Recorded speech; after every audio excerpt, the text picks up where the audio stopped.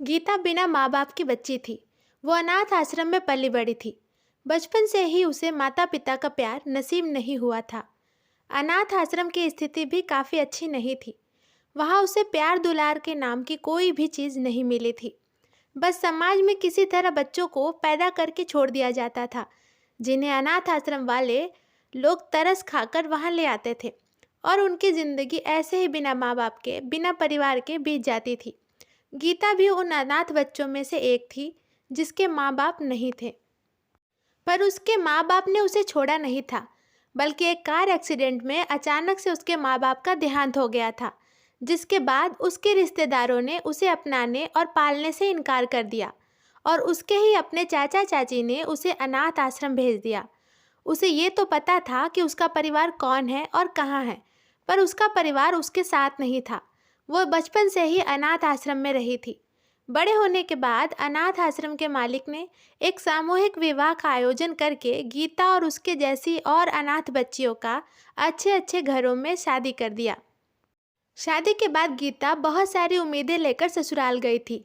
उसने सोचा था कि माँ बाप का प्यार उसे बचपन से नहीं मिला है, पर शायद शादी के बाद उसका माँ बाप का प्यार पाने का सपना पूरा हो जाए। शादी के बाद उसे सास के रूप में माँ मिल जाएगी, और ससुर के रूप में पिता मिल जाएंगे, और पति के रूप में एक ऐसा हमसफ़र मिल जाएगा जो पति से पहले उसका दोस्त होगा। और भी बहुत सारे ख्वाब मन में सजोकर वो ससुराल गई। ससुराल जाने के बाद उसे कभी भी उसके सास ससुर या पति ने अनाथ होने का ताना नहीं मारा, बल्कि उसे वहाँ वो इज्जत मिली जो एक बहू को मिलनी चाहिए थी। गीता के सास ससुर भी उसके साथ अच्छा बर्ताव करते थे। गीता का पति उसे बहुत मानता था, उसका बहुत ही ख्याल रखता था।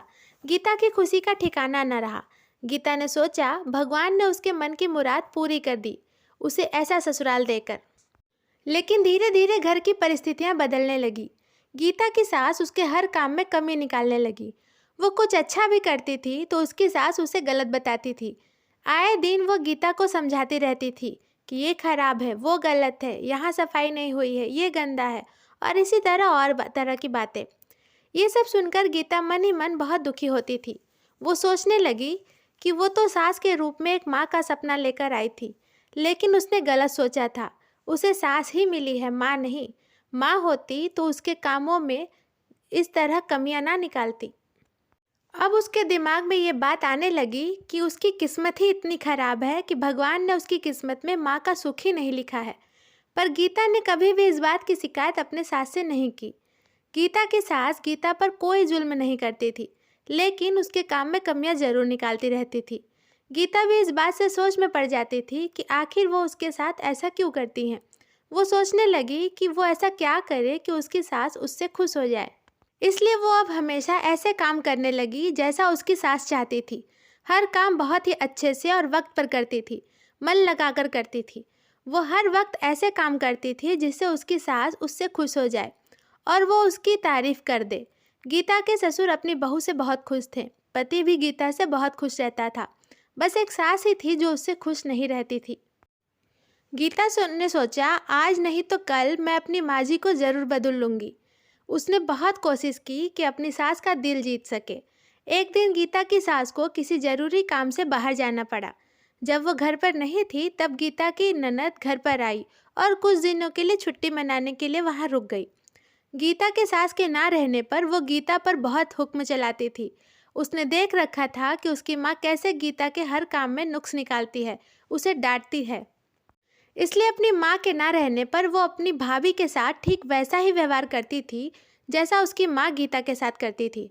बल्कि गीता की ननद उससे कहीं ज़्यादा ही बुरा व्यवहार करती थी।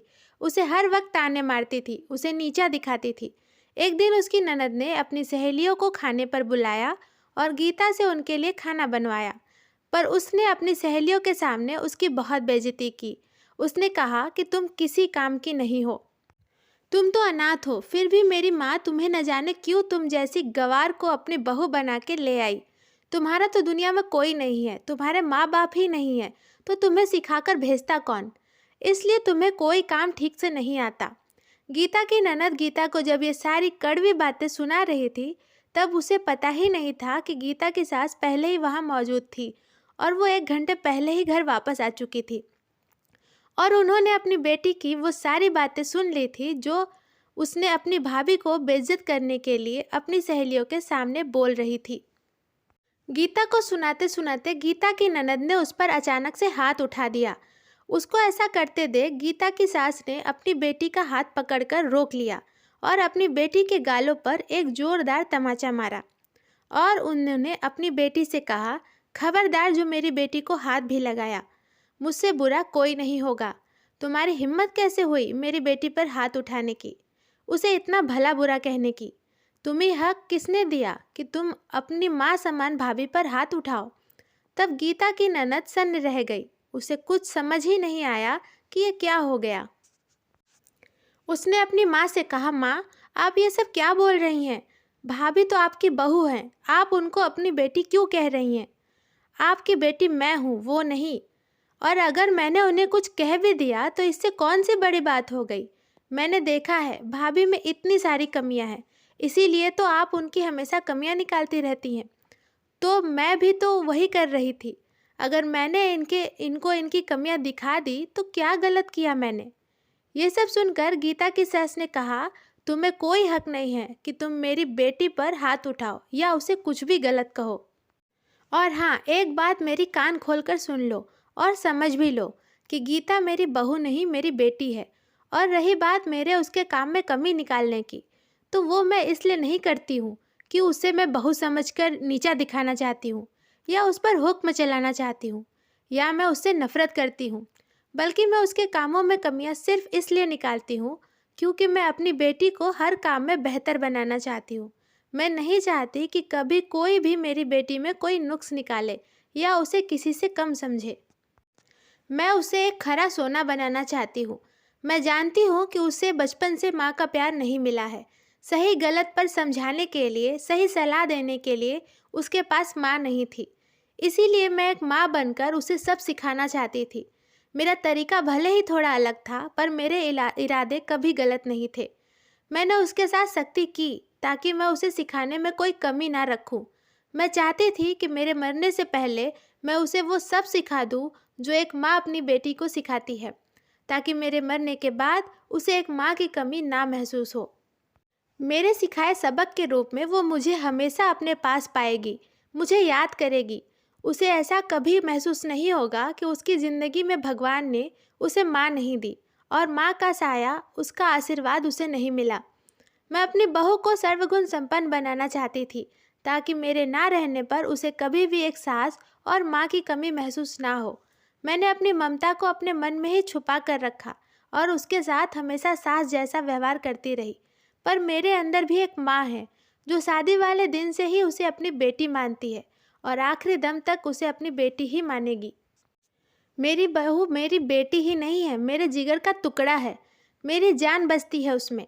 इतने दिन मैं उसके बिना कैसे रही हूँ ये मैं ही जानती हूँ।